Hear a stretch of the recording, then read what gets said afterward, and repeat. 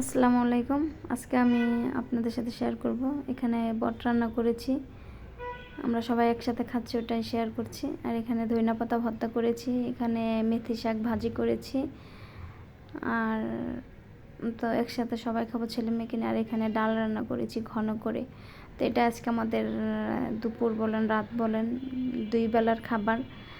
আর এখানে আমার ছেলে আজকে বট দিয়ে ভাত খাবে, কারণ সে অনেক দিন ধরে ওর ছোটোবেলায় বট খেয়েছে। তো ছোটোবেলা বলতে আরও 2-3 বছর আগে সে অনেক পছন্দ করেই খেত। তো এক বাসা থেকে বট দেওয়ার পর ওটা খেয়েছিল, ওটা ওর কাছে গন্ধ লেগেছিল, তারপরে থেকে আর বট খায় নাই। তো অনেকবার আমি রান্না করে ওর বাবা আমি অনেক বুঝাইছি, কিন্তু তার ভিতরে যে ওই যে একটা গন্ধ ওইটা সে আর নিতে পারে নাই। তো আজকে বলতেছে যে আম্মু আমি বট দিয়ে খাবো। তো শুনে তো আমি খুবই খুশি। ঠিক আছে, আমরা এখন একসাথে খেতে বসেছি, সেও বট নিয়েছে, তো সেও এখন বট দিয়ে খাবে। আর এখানে মেয়েও নিচ্ছে। আর মেয়ের তো বট হলে আর কিছুই লাগে না, মানে আমরা এটাকে গরুর বট বলেন ভুঁড়ি বলেন, তো ওর এটা হলে আর কিছুই লাগে না। তো ডাল আর গরুর বট নেবে। আর আমি অনেক দিন ধরে খেতে চাচ্ছি, তো সময়ের কারণে আনা হয় না। তো আজকে আমার মেয়ের স্কুল বন্ধ ছিল, তো এই জন্য আজকে এনে পরিষ্কার করে তারপর এটা নিয়ে আজকে আমার সারাদিন চলে গেছে।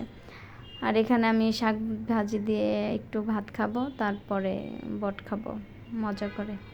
তো আমার ছেলে খাচ্ছে, সে বলতেছে আম্মু অনেক মজা হয়েছে, কারণ অনেক দিন পরে সে খাচ্ছে। আর লাস্টে আমি একটু ধইনা পাতা ভর্তা দিয়ে শাক ভাজি দিয়ে খাবো, কারণ ধইনা পাতা ভর্তা দিয়ে কে কে এইভাবে করে ভাত খান অবশ্যই কমেন্ট করে জানাবেন। আমার কাছে তো খুবই ভালো লাগে। আর আমার ছেলে বলতেছে আম্মু অনেক মজা হয়েছে, সে আরও নিবে।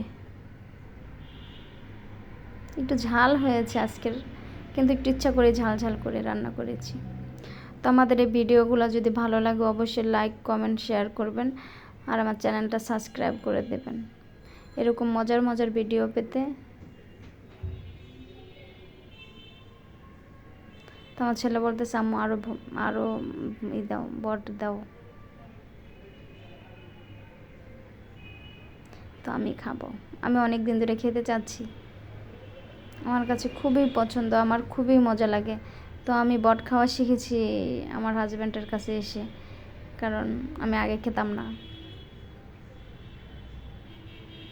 তো খুব ভালো লেগেছে, আর খুব মজাও হয়েছে আজকে বটটা, একটু ঝাল ঝাল হয়েছে।